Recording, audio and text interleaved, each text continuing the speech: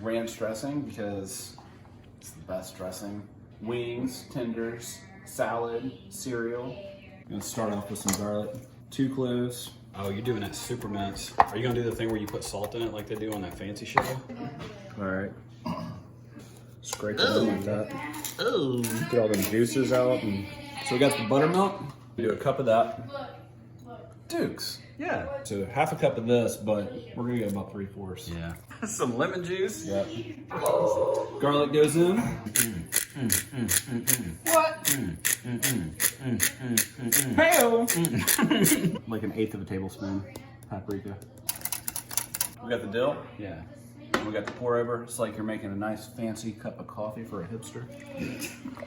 Glug, glug, glug. Like a cocktail for a hipster. And that's it. That's how you make ranch.